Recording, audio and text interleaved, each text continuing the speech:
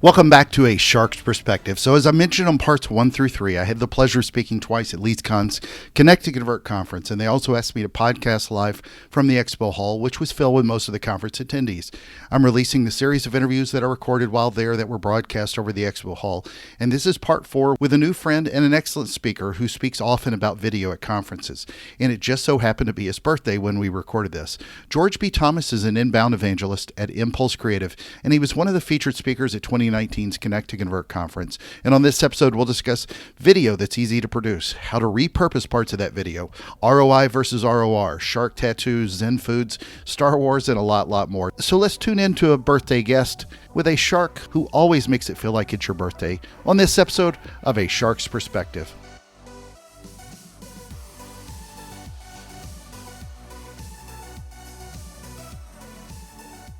Welcome back to A Shark's Perspective. And I am here with George. So George, thank you so much for being on the show. Tell us, if you would, a little bit about your background and your career to date. Background and career to date. I started this journey as a nerdy web dev design dude. I was the kind of guy that you'd throw a pizza under the door and a 6-pack of Coke, and websites would pop out on the other side. In 2012, I ended up at an event trying to educate myself on this thing called inbound marketing and a software called HubSpot. And the rest is history, man. I have gone from being a zero in that space to 21 HubSpot certifications, a HubSpot accredited trainer, and actually running a platform called sprockettalk.com where we do HubSpot education. So it's since 2012 to now, it's been a couple years, but it's been fun as heck. So what was your session about today? Yeah, today I got the exciting opportunity to talk about how to create more video in less time with less money. And that's always a fun conversation to have with people. So what's some general best practices on how you go about doing that?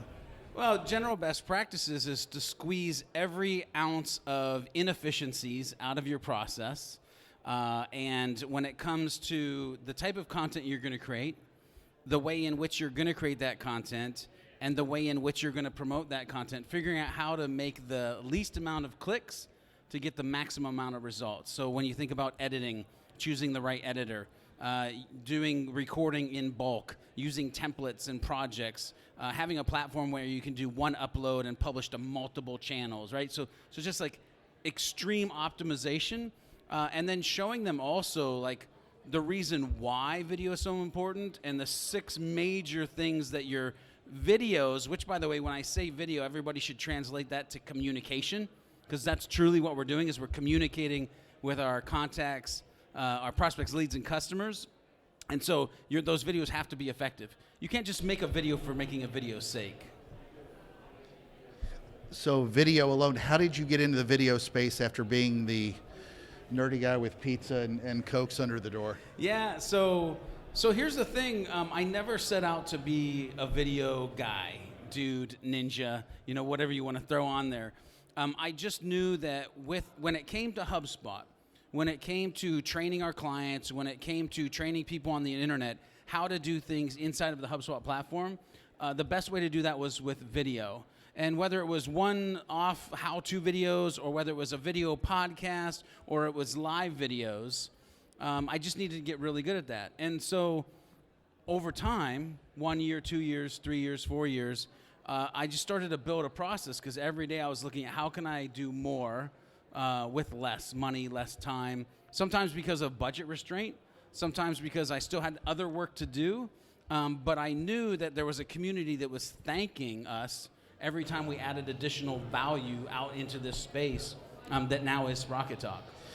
So with video in particular, I know most of the conversation is generally, unfortunately, around likes and shares and engagement, all the fluffy stuff, I call it, that we hear people talk about at so many different conferences. But having worked in TV, especially where so much of is now called video, especially if it's streamed, How do you sort of look at it from a performance standpoint, or help educate marketers to really transition to look at video as something other than just what you post as a 2-minute piece on your social channels? Yeah, without a doubt. I mean, there's a couple things. First of all, if it can't be measured, it doesn't make sense. And so for every video we create, we want to realize, how do we want to measure the success of that video?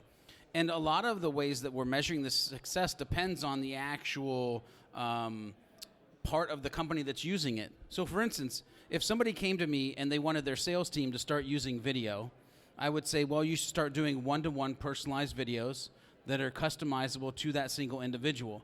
They're going to say, well, how do I measure the results or success of that video? Well, it's not by if somebody clicks on it, even though that's nice, that's a soft metric. It's by then knowing how much of that video they watched. Did they watch 50%, 75%, 100%? Did they watch part of that video 2 or 3 times? Right? Because was that part confusing, or was that part the part that's going to impact their business?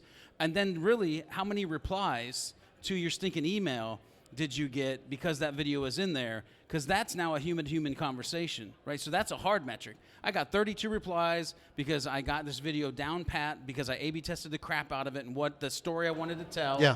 And now, and I'd like to start with companies with sales videos, because that's the closest link to revenue ROI.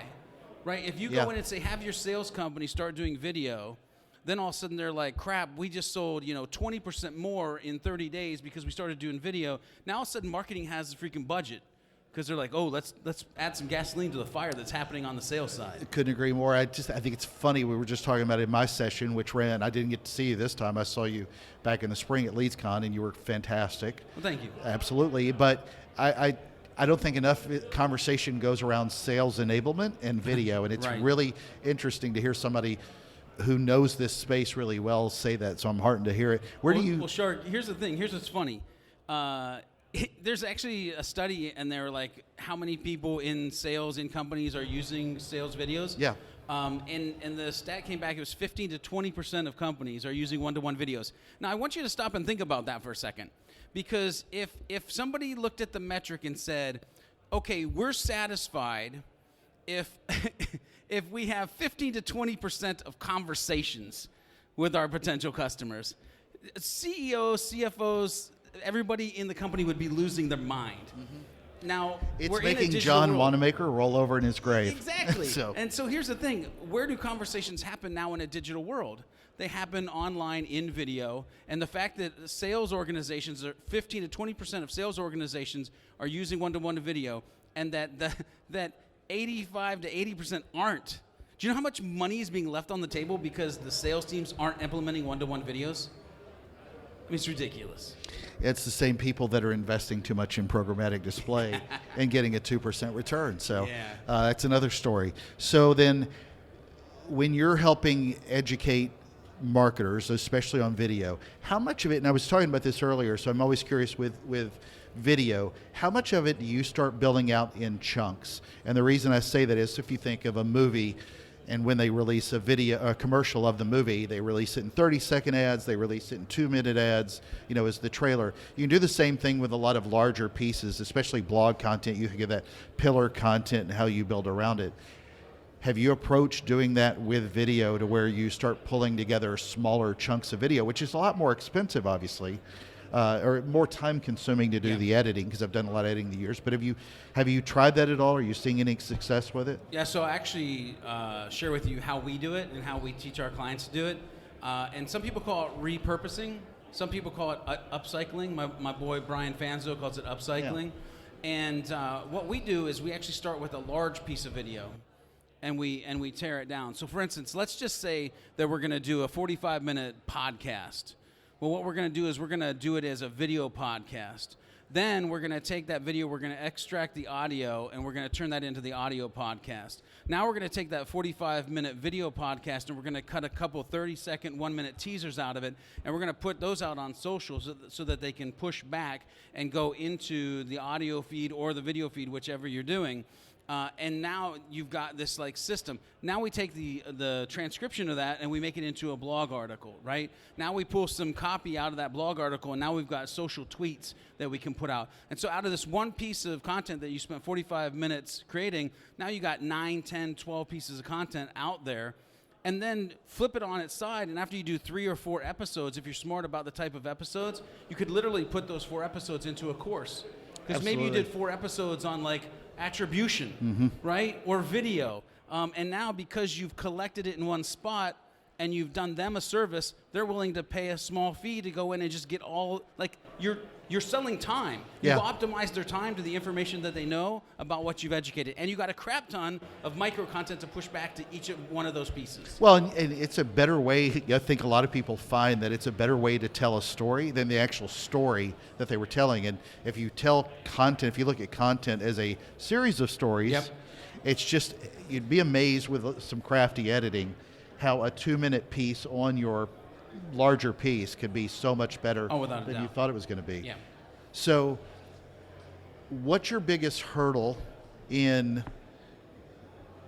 trying to eradicate the problems that people go through today so that they build out the right kind of video content within an organization? Yeah, the biggest hurdle is actually adjusting people's mindset. Yeah. That truly is the number one job that I feel like I have when it comes to video. Because if you ask a room of people, is video difficult? They will say yes. Why is it difficult? Because it's hard to get budget for it. Why else is it difficult? Because I don't know what gear to use. Why else is it difficult? Because I'm not sure how to edit it, right? So there's all these hurdles. And what I try to spend most of my time in is getting people to understand that no, video is actually easy. The hard part of it is the expectation of what you think you have to do to end up with a final piece of content. Yeah. You can so streamline it. It's funny, I blow people's minds away when I talk about sprockettalk.com and how within about a year and a half we created 325 videos. What was that website again? Sprockettalk.com. Okay. Yeah. We created 325 videos in about a year and a half. And every single one of those videos is sitting on a $29 tripod, using a $149 webcam, behind a $129 teleprompter, and going right into my MacBook Pro. Yeah. That's the budget, right? That's not a lot of money, but that's a crap ton of videos, which is a crap ton of conversation, which is a crap ton of value, which, by the way, just so everybody knows, I'm not Mother Teresa here, it ends up being a crap ton of revenue. Yeah, yeah. So when you're making that argument, though, are you finding that most of your problems come from the brand teams that you're talking to, or is it the agency offering some pushback? So that's a completely interesting question. Right. Because it's One's assuming, got billable hours, and the other doesn't care. Exactly, and here's the thing, that's assuming that it's either insourced or outsourced. And so typically if I can get into a company, they want to say, is it this or that? Yeah. And I'm like, no, it's this and that. Meaning, if you want to do 80% of your videos as authentic and imperfect, but highly authentic and valuable, you insource that junk, and you get your gear, and you get your team, and you just start creating content. But for those pillar pages, for that home page, for those trade shows, for those highly visible moments, that's when you outsource, and you get people that like they totally nerd out on After Effects and Premiere and like color grading, and like it's the bee's knees, right? Mm-hmm. Because that's where it needs to be. But it doesn't need to be all of that. Well, you bring up a great point, because I know you do a lot other than just video. You're not just the video guy. When you think about video, does it excite you the most from a lead generation standpoint, and that's why you've jumped into it that much more? Do you find it, the ROI has been the driver for you? What is the reason that you're talking about video at a lead generation conference in particular? Yeah. Other than it's a great, LeadsCon and Connect to Convert, great conferences. Warren, the team with Right. Access Intel are fantastic. But the core of your topic is a lot more geared towards performance marketing here. Yeah. So it might be blasphemy for some people what I'm about to say. Cover your ears. But yeah, cover your ears. I don't necessarily always believe in ROI. What? But I believe in ROR. And video is the best way to get return on relationship out there. And so if I focus on like old school tactics, it was about networking. It was about who you know and who wants to do business with you. Do they know, like, or trust you? Every video I put out is an opportunity for somebody to now know me because they're networking on YouTube. They're networking on my video gallery. They're networking on my Facebook because they're just serendipitously searching, or they're flipping through, and I catch them. And when I say I catch them, what I mean is I get their attention. And because I get their attention, now we start to build a relationship. Now when stuff gets hard, they're like, oh, that dude, that George B. dude, like, I know he knows this thing about this. Let me Facebook message him. You know how many deals I've closed on Facebook Messenger because people have watched my Facebook videos on how to do junk in HubSpot? Yeah. It's ridiculous. No, they click on an ad, then you can attribute it, and it costs 3 cents, so it's ROI all the time. And it's not always ads. It can be ads. But Right, I'm talking right. about organic hustle. Oh, yeah, exactly. Organic, like, upload that junk, actually care about the information that you're putting with the video, and pay attention to the audience and the hurdles that they're facing. If you fix their problem, it's like Geek Squad, right? Yeah. Geek Squad answered how to do everything so that you could realize doing those things were difficult, and you just call Geek Squad. It's not a new strategy, No. Well, but it works. And to your point about building relationships, I'm glad to hear, even at this conference especially, that we're talking a lot more, not about just emailing people to death or direct mailing them to death, but we're starting to talk more about, from a lead generation standpoint, how important it is to build those relationships with a customer and take more of a customer-focused approach, other than just knowing, here's their address and we can send them 1,000 ads until they break. Yeah, And listen. video enables you. Man, there's no better tool, or whatever you want to call it, but there's no better way to establish. I mean, I do a podcast. It's audio, and that gives me a huge advantage over just written content. But if you really want to build like, know, and trust, video, nothing better. Yeah, video, and I'll Despite even how throw I in look. audio content. Video and audio content. Absolutely. Well, I mean the two of them together, but video especially, it's that plus the audio. So here's the thing. Audio is amazing. If you're not doing a podcast, people should be doing a podcast, because you're literally in their ears, in their brain tunnel for 20 minutes, 30 minutes, 40 minutes, and they just start to like, know, trust you. They can take you on a bike ride. They can climb a mountain with you. They could listen to you while they're in the shower, which is awkward and weird, but they can do that, right? So it's anywhere. Video, you can't necessarily drive down the road and watch a video, or Exactly, you shouldn't. yeah. That's wrong. Don't do it. Audio, you can. However, video comes in, and now you can see my facial expressions. You can see my hand movements. You can see the micros of who I am as a human being, so you feel like you know me, right? And it just expedites that whole process when it's audio and video together. I agree, and they can listen to us in an expo hall, or when they download it later. So I agree. But so I'm gonna pivot back to something.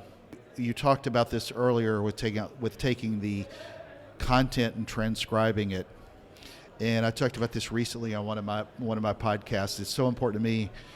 Do you see more people taking those transcriptions, creating them into SRT files, and loading them in there so that it could be more ADA compliant? I just interviewed on my show a personal friend of mine who's a Golden Buzzer winner from America's Got Talent, Mandy Harvey. She won the Golden Buzzer from Simon Cowell 2 years ago. She's a beautiful girl. She sings. She sang beautifully. She made Simon Cowell's jaw drop. But what really had her sort of have a Susan Boyle moment that helped her video be seen over 500 million times all over the world is that she's deaf. And so when we talk, I don't sign. I know a few words. But when we talk, most of the time we're on Skype video, because in real time, what it allows you to do, and I'm guilty about doing this as well, is it allows you to transcribe in real time a conversation. You just basically turn on the subtitles. It's half a second off. It works fantastically well. But I said this at the end of the podcast, so many experts want to tell you that you should create those transcriptions because it's better for your SEO content. It makes it more searchable, and that's true and all. But what it'll really help you do is it helps nearly 10 million people who have a hearing problem, and that's one of many different forms of disabilities where people need help consuming content, but it gives them the ability to consume that content. And I don't think enough people are talking about that, but I don't know anybody in any brand who wants to eliminate potentially 10 million potential customers, especially if they're in the B2C space. Well, I think the number is even extremely larger than that. Yeah, that's just hearing impaired. That doesn't include blind and everybody else. Here's the thing, you're on a subway, you forget your headphones, you want to space out and watch a video, if your SRT file is in there and you have captions, you'll watch it and you'll read. We've all done it, right? You're in an office setting and you're supposed to be working, but you hashtag Slack it for a hot minute, exactly, right? Yeah. And you're reading that video. And so I think transcribing an SRT, just to kind of recant what you said, for the SEO value alone, yes. The other part of this is for the user experience. And by the way, if you've always focused on the best user experience, you're going to win. Mm-hmm. Bottom line. Couldn't agree more. Our mutual friend Warren brought your name up to me. You've been speaking for a while. Yeah. What do you enjoy about speaking at these kind of events or any other? Yeah, so... I mean, other than getting the chance to be on my podcast. I know you have your I own, mean, but that's just a networking given. with that's people. The best exactly. Right there. Like, I can actually say I've officially, I've arrived You have. because I'm on the podcast. So that's what I told Guy Kawasaki, I think it was. I said, was this the final mark of achievement for you? And now it's over. The notch on the belt. Exactly. I can retire now.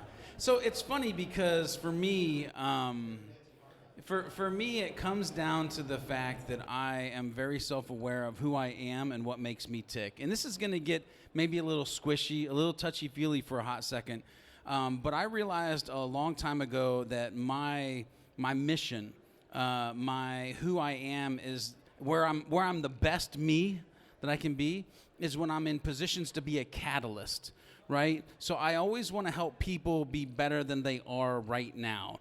If I see you and you've got a frown, when I leave, my mission has been to make you smile. If I step on stage and you don't know anything about video, my catalyst moment is to get you 5 steps closer to create something that's going to impact your business. If you're having a problem in life and you need to sit around my fire pit in my backyard and I need to wax poetic on things that I've learned the 48 years officially today that I've been on this planet, those are the moments where I'm my best self. So on a one-to-one basis, it's not scalable. It's still enjoyable. When I get to these events and I'm on a stage, no matter if it's 20 people, 200 people, 20,000 people, I know I'm being my best self to the maximum amount of people that I can. And at the end of the day, I'm being that catalyst, and I can sleep good at night knowing that I've focused on putting a small dent in the side of the universe that I live in. So, by the way, I'll say it because I said it to you first thing this morning. Happy birthday. Thank you. What was it like speaking today on your birthday? So I got giddy. I'm super Did you use it? Did you let the audience know that they needed to applaud and give you no 5-star Not reviews cheesy and like everything? That. Not cheesy like that. No. You just offered them cash. No, I didn't even do that. So here's the thing. I feel like some things are supposed to be external and some things are supposed to be internal. And what's funny is when I actually started to talk to Warren about coming and speaking at this event, and he's 25th or 26th, I go, either day's fine, but the 26th is my birthday. And I said, actually, that'd be kind of cool. Now, where most people go, yo, bro, I don't want to be traveling on my birthday. Right. I was like, the 26th would be cool because if I am focused on Shark being a catalyst, and I know when I'm being that catalyst, I am being my best self, what else would I want to do on my birthday than to be my best self? Yeah. And here's what's super dope is I walked out into my kitchen after talking to Warren, and I'm like, babe, I'm not going to be here for my birthday. And she's like, you're going to be on a stage, aren't you? And I'm like, yes, I am. And she's like, I love you so much. And it was like, it's just a thing. She knew that that's what makes me tick. And so actually, hashtag best birthday ever, man. Yeah, now, she didn't come with you, did she? No, she's at home with the kids. Okay. But she has come to events with me. And what's fun about this lifestyle, this is why I love being a professional speaker. This is why I'd love to get to the point where I'm speaking 2-3 times a month around the country, is that I have during summer taken the kids, taken the wife, and we've just done a tour of speaking gigs. Yeah. And the exit strategy, not that the audience cares about this, does or doesn't, but it's a cool story. The exit strategy for my wife and I is actually to be in an RV and be able to just go speak around the country all year long. That's our goal. Hashtag goals, man. You got to have goals, brother. Yeah, that I would agree. I'm looking for mostly places I can go dive and then go speak. Beaches are always cool. Yeah. Water's nice. There's just not enough events. That's why I love cruises. I'd love to. You know what we should do? There should be a company that comes up with events on cruise ships, and we could just jump from ship to ship and go let's go dive in Jamaica and then dive in the Bahamas. would I take would that sign all day up. long. Yeah, I'd no. probably give them half price discount. Then you'd get that neuro disease that they get on every cruise ship now, except Disney. So. Oh shoot. So you're on a Shark's perspective with a guy wearing a shark shirt, who you've called Shark. I ask this question to everybody. What is your favorite kind of shark and why? Oh man. So that's an interesting question. Actually, You have to come up with an interesting answer. Well, no, two, yeah, for sure. Any answer that I give is going to be interesting. Yeah, of course. And it's going to be on the fly. Actually, what's funny is two actually came to mind, and great white came to mind, but that wasn't the first one. And I think that came to mind second because it's the biggest shark. That's what you think of when you. But I don't necessarily always want to be the biggest. I want to be unique. And when I think of the most unique shark, it's the hammerhead shark. And there's just something about that shark, as well as there was a Star Wars character that was like a hammerhead character. And I'm sort of nerdy when it comes to Star Wars. So Star Wars and shark, and look at that on your arm. Yeah. Hammerhead. Shark tattoos. It's about being unique, right? It's about separating yourself. And by the way, to tie this all together, that's why you do video. Separate yourself. Yeah, but I will tell you that when I do dives, I don't take video. If I don't have to, it's my happy place. Oh, your Zen moment, yeah, without a doubt. Which you get very few of in this space. Yeah, So, true that. So are you ready for the 5 most interesting and important questions you're going to be asked today? Yes, I am prepared. All right, number 1, Batman or Iron Man? Oh, Iron Man all day long. Okay, you're a Marvel fan. Oh, yes, Yeah. without a doubt. It's kinda- I literally have Iron Man statues, pictures, notepad book. Yeah. It's Iron Man, Captain America, and Hulk. Those are the Oh, yeah. trifecta right there. How do you feel about Spider-Man being a part of the Avengers? So I like Spider-Man. You I old think he's school or super new dope. school? I don't like the old school. I like the new school Yeah. because they really have tuned into who Peter Parker truly is. Yeah. He's a nerd. He makes his own junk. The first 3 movies or whatever, they didn't show that side of him, which was dumb. So I'm new school for sure. Okay. Number 2, Yeah. content marketing or lead gen? Oh, man. And you're asking me this at this event. Exactly. Content marketing. Okay. Lead with value. The lead gen will come if you lead with value. Okay. Number 3. Am I getting fired all No. of a sudden? Number 3, a conference in Las Vegas or a conference in Boston? So Boston is my favorite city, so I love Boston. I will say I've been to Las Vegas because I was asked to go to LeadsCon. It was a bittersweet moment, though, because one of the places that I wanted to go with my wife, and only with my wife, was Las Vegas. She couldn't make it that trip either, so I didn't make the most out of it. So I'm going to answer Las Vegas because I want to go back again, but I want to take my wife with me. Agreed. I'm putting it in the universe, man. Right, Shark? Put it in the Agreed, universe. agreed. Maybe it'll happen. Number 4. Where's Warren at? Yeah. Maybe it'll happen. Oh, did I say that out loud? Number 4, Chart House. Well, if you've been in Boston, you know. Chart House or Legal Seafood? Oh, legal seafood. All right, number 5, and the most important question that you'll be asked today, and I'll be very interested to see how somebody that lives in Charlotte thinks about this. Biscuits or cornbread? Bro, biscuits all day long. Thank Dude, I'm you. a biscuits and gravy guy.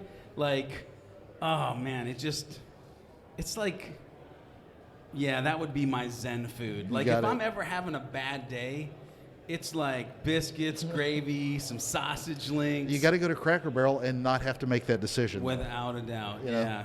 yeah. So you want both. So where do you want people to find you? Social channels, websites? Yep. Watch your videos? Yeah. I mean, for sure. If you'll think that there'll be value added, then watch the videos without a doubt.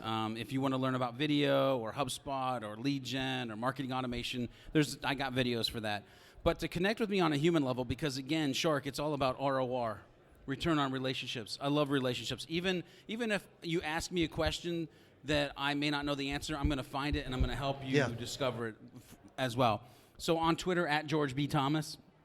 On Instagram, at George B. Thomas. On Facebook, because there is a George B. Thomas on Facebook. Made me mad. Super frustrated. Mr. George B. Thomas. Awesome. And to be honest with you, anybody on the planet could email me, George at Impulse Creative, and I'm going to answer their email. You got it. I love questions. I love to give answers. So here's one more question on your speaker reel video that I saw on your LinkedIn, which boy. made me think that ROR, I need to build that relationship and reach back out to you. Did you get a professional recording of it, or did you go authentic? Oh, so with how an do we iPhone, make the speaker reel? How did you make your speaker reel? Oh yeah, so speaker reel was totally internal. We used our videographer, we used a DSLR, we used our mics, and so we didn't outsource it. We just got down and dirty. I had footage of me speaking at different events, and to be honest with you, Shark, the most powerful part of my speaker reel, humbly I would say, is not the camera we used, it's not the mic we used, it's not the B-roll we used, but it's a story in which we tell during that speaker reel. Look, at the end of the day, anything that you've heard in this podcast, anything that you think you can do in your business is achievable. I can say that because I sit here at 48 years old, traveling America, again, humbly, being able to speak to audiences, being able to be that catalyst, in the total realization that my journey started as a high school dropout. Anything that you're listening and thinking that you can do on this podcast right now is achievable. Simply go execute. Agreed. All right, George B. Thomas, happy birthday, and thank you very much for being on A Shark's Perspective. Thank you, Shark.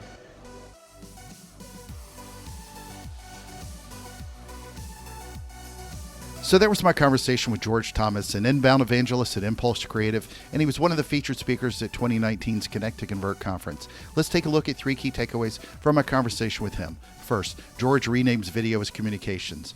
And he and I may disagree on ROI, but I like his point regarding ROR, return on relationship. As he said, that video will help you focus on the relationships with your customers and your audience. And video is harder to consume, but it tells a broader and fuller story than other forms of content. All of you is in the story, if you will. Second, you've heard me talk about this before, but video should also be released in bite-sized chunks and not just one-offs, for lack of a better phrase. We do this so often with other types of media that we repurpose, but people don't take advantage enough of this with video. I liken this micro-content to movies where the commercials and trailers are parts of the movie clips that support the bigger movie. However, those commercials and trailers will stand on their own too as content pieces for you. Most marketers focus on marketing the length of a commercial or a trailer, and that's it. So don't do that. Focus on creating some longer form video and then slice and dice it into additional smaller pieces that make up bite-sized chunks that are easier for people to consume. Third, and this is a misconception, video is not difficult to do. The problem with expectation is what they think video should be, and a lot of that comes from bad advice. Be authentic, and that's easier to produce than less polished video. And when you need the splashier video for the big presentation, that's when you go more polished. Listen, I've been on a lot of video shoots, and I've shot a lot of it with high-end cameras, and a lot of that with just SLRs and GoPros. You can produce some amazing video with just your iPhone. Got a question? Send me an email to kenneth@asharksperspective.com. Thank you for the privilege of your time. Video may have killed the radio star, but let's get connected and let's convert on the next episode of A Shark's Perspective.